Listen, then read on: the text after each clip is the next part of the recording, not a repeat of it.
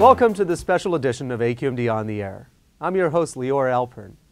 Our guest today has long been a champion of one of nature's greatest air pollution control devices, the tree. In addition to providing a soothing beauty and a shelter for wildlife, trees have a unique quality that gives them a crucial role in cleaning the air that we breathe. Trees actually filter pollution from the air, and their shade can help reduce energy used for cooling during hot weather. As a student in the 1970s, Andy Lipkis understood the value of trees and began his over 3-decade-long career of organizing the planting of hundreds of thousands of trees in Los Angeles County. In 1977, his organization TreePeople became caretaker of Old Mountain Fire Station 108 and turned it into the Showcase Center for Community Forestry. Over 70,000 visitors yearly learn about the many benefits of trees and how to plant and to care for them. Also, visitors can see practical applications of sustainable living practices, various water conservation methods we can apply in our daily lives, and the importance of keeping our waterways and oceans clean and healthy for generations to come. Mr. Andy Lipkis, thank you for joining us. It's great to be with you. Thank you. Your organization has a remarkable story, and it is directly related to reducing air pollution in Southern California. Could you share for our viewers a bit about the history of TreePeople, how and why you decided to start this organization, and some of your goals and accomplishments, and especially how they relate to cleaning the air in Southern California? Well, I grew up in Los Angeles, born and raised here, and when I turned 15, I learned that smog from LA was killing the forests that surround the city. Well, my parents always used to send me to the forest to get out of the smog. Growing up here in southwest LA, I had a hard time with the smog. I was really fortunate not to get lung disease, but all of us, before there was regulations, we went out and played. And by the time the day was over, it hurt to breathe deep. And so my mother would turn on the kettle and boil water, and I would breathe steam when I got home. So they sent me up to 6,000 feet in the mountains, 100 miles away, and I grew to love the forest because I could play there. It didn't hurt. I loved the trees. I learned that they were filtering the smog out of the air. And it was devastating when I turned 15 to learn that they were dying in the process. And we were told by our camp counselor, our naturalist, and the Forest Service that the trees were dying so fast that it was likely that by the year 2000, there would be no forest left. And they said it's going to be up to us kids to save it.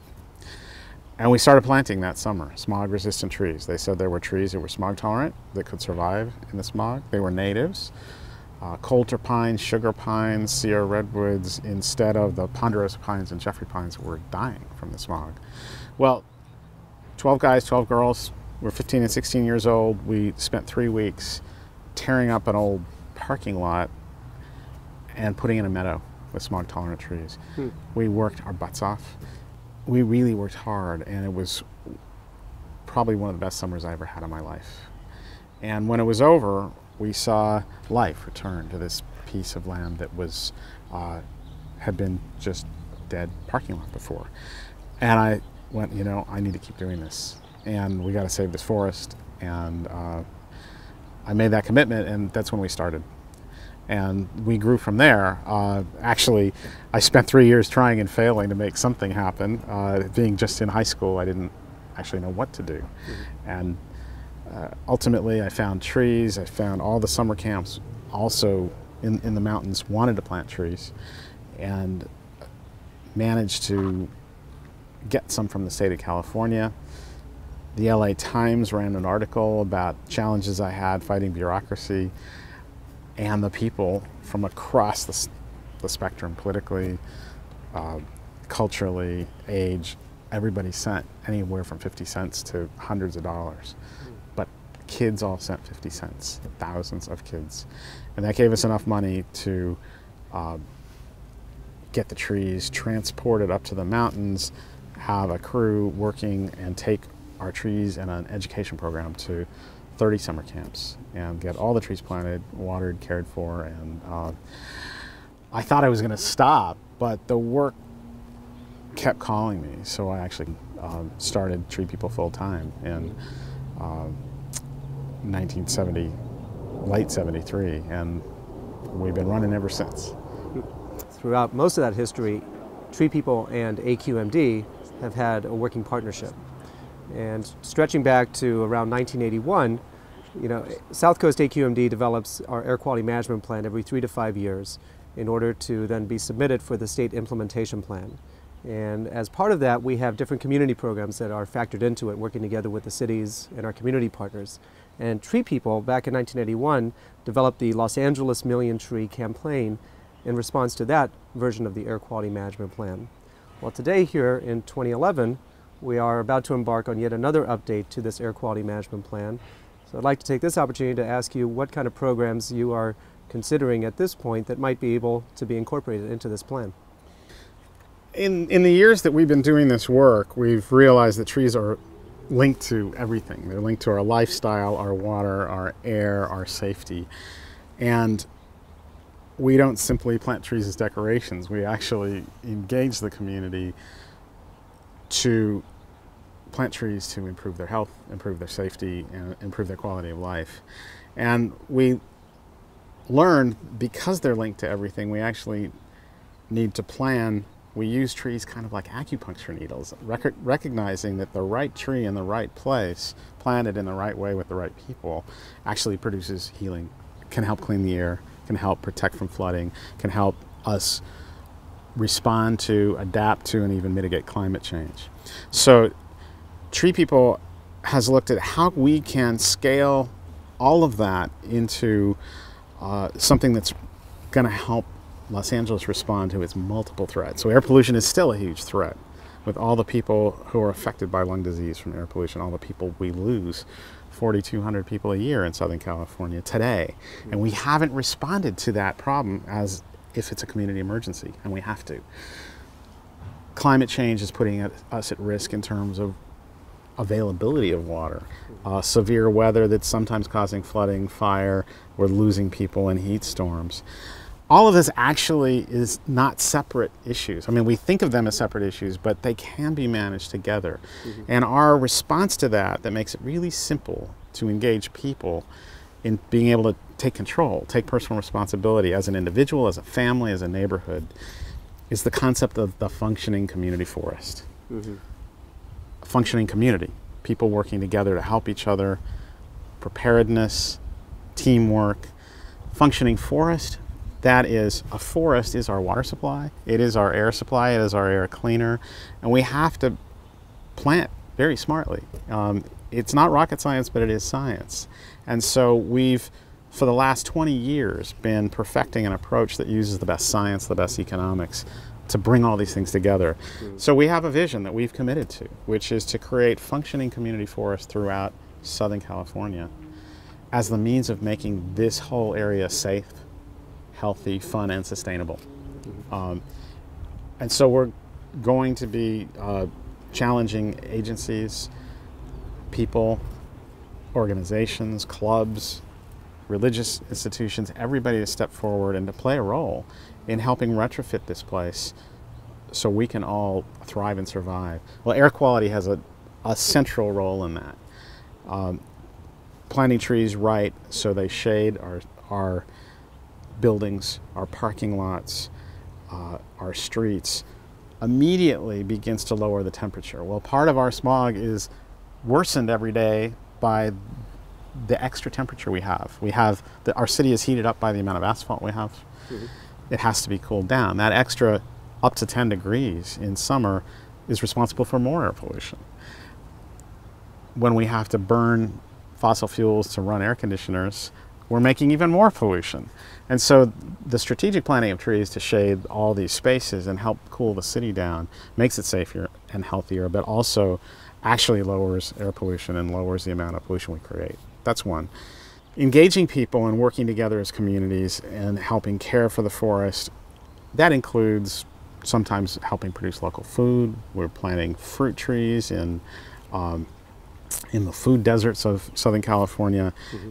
People have to drive miles and miles in many of our communities to get their food. Well, to help create local food, local access to healthy food, can cut down on auto trips. So there's a whole lot of approaches and strategies that as we start working together as a community, make our lives a whole lot better.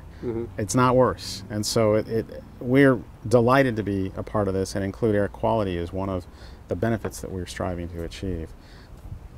TreePeople has a remarkable legacy when it comes to community engagement. And with AQMD, we're a regulatory agency. But in order to really make the progress that we need in cleaning the air that we breathe, we cannot simply rely on regulations alone. And there are existing challenges that we have. There might be even more stringent EPA standards coming up in the future, which underscore the need for community engagement in these efforts. So could you share with us a bit about this legacy of community engagement and some of the lessons learned from it? We are a funny people, we Americans. We do not want to be told what to do. No matter how progressive people are, and no matter how much people want clean air and all that, if government says you must do this different, they're likely to get their hackles up and reject it. On the other hand, we all have high values of community and safety and health. And when we can understand it with good science, we're willing to help. And that's how we work. Because when you step into politics, things fall apart. We get in the battle mode and we never get towards the goal. We hemorrhage billions and billions of dollars, hundreds and now thousands of lives that we can't afford to do that. So we like to set up the process and the challenge to say, look, these are goals that we've agreed to as a community. How can we do that together? We think with the functioning community forest, this planting trees for cleaning the air, for saving energy, for capturing water, protecting people from health problems. That start moves people into action together, that we learn, wow, we can do a lot that we didn't think we could do. Instead of spending the money and the battles in politics, when people come together, like for instance, in 1990, we planted Martin Luther King Jr. Boulevard to honor him and create the largest living monument to him. 4,000 people came out from all over Southern California, from every color, every walk of life, and worked together, and in 3 hours they created a miracle that you can now see from space. That didn't just make something happen. The people who participated learned that we could do a whole lot more. They got a taste for how good it feels to work together. And that's part of the key ingredient with engagement. Engagement isn't outreach. It isn't tell. It's literally engage. It is reaching across the table and shaking hands. It is like engaging the gears, shifting into gear. It's moving us into action. And that's what we do. And the joy that comes out of that, the peace instead of the fighting, allows us to move together so much more effectively as a community and a lot less expensive. One of the themes that we talk about in our on-the-air interviews with a lot of other guests are transportation challenges and the new technologies and green jobs associated with those new transportation technologies. But here at TreePeople, we can discuss the very same topic of green technology and green collar jobs associated with some of your new programs using newer technologies. And you have a new program called the Functioning Community Forest. And could you talk a bit about this a little bit for our viewers?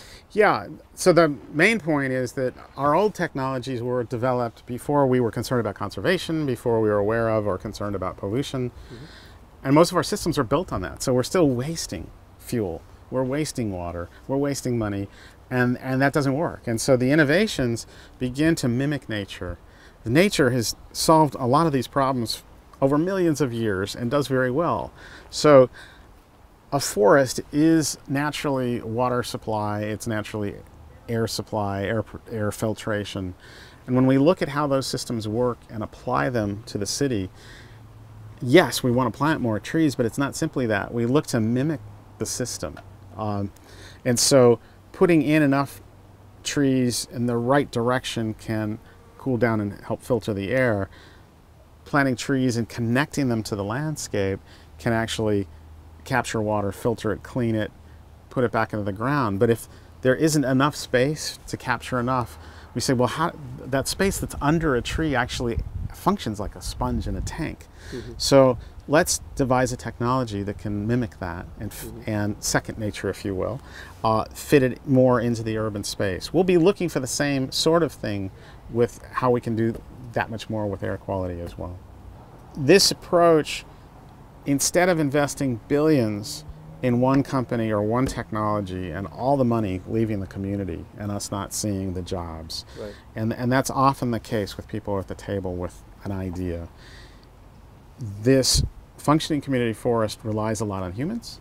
It relies more on nature, and it's an investment of our dollars and our energy back into our communities. And so you have to maintain the things that we put in place so the trees can live and keep filtering, so they can live and keep shading and lowering the temperatures and lowering the amount of energy we use. Well, that produces opportunities for jobs right here in our community. And the money saved in not expensive infrastructure that goes into this more natural approach winds up recreating the basis for the economy to be more sustainable. And those jobs stay in our community, and there's a lot of opportunity right here. Before we close, I just want to come back to this theme that dates all the way back to how TreePeople started, and you mentioned it also with respect to newer programs, which is how all these entities work together. Government agencies such as AQMD, the faith community, labor community, other nonprofits, public-private partnerships, all working together in an effort to renew our urban environment and help to clean the air that we breathe. Do you have some final thoughts on how we can build on the success stories, best practices in that? Yeah, the public's asking for efficiency. We have less dollars available in government now, and so there's a real opportunity for everybody to win, to take this next step and say, look, we can work together. We have really good models for it. And I would leave you with the thought that goes right to air quality and this pressing issue of how many people we lose in this community every day, is that our society has developed a best practice for managing disasters. It's called the Emergency Command Center. Every one of our cities has one. And so whenever there's a big emergency, we pull the best minds in the city, all the agencies, they sit around a table and they bring their money, they bring their resources, and say, okay, we're here together to solve this problem till people are safe. And that's how we manage emergencies. Well, we're in a new day. We're in a day of chronic emergency. People dying in and out because of air quality, and we barely measure that. We have a chronic emergency with the amount of fuel we consume that leaves us vulnerable to terrorism. We have a new emergency with climate change and its effect on communities. All these are chronic. They're not one day. But the same strategy for bringing people together to sit down and share resources absolutely works. In the area of space, it's mission control. We can do this. It's not foreign, but we have to call on ourselves and our leaders and our agencies to use our higher selves to work together and protect all of us. And we can do it. Mr. Lipkis, I want to thank you for joining us. It's been a real pleasure having you on our show, to be out at this phenomenal facility that you've built here that has inspired thousands and thousands. And it's been a remarkable vision that you have really turned into action. It's very inspirational, and it's helping us clean the air that we breathe. Thank you very much for joining us. Well, thank you. I'm so glad you're here to enjoy it. Well, that's our show. I'm your host, Lior Alford. Thank you for watching AQMD on the Air. Visit us at cleanairconnections.org to learn how you can help us clean the air that we breathe.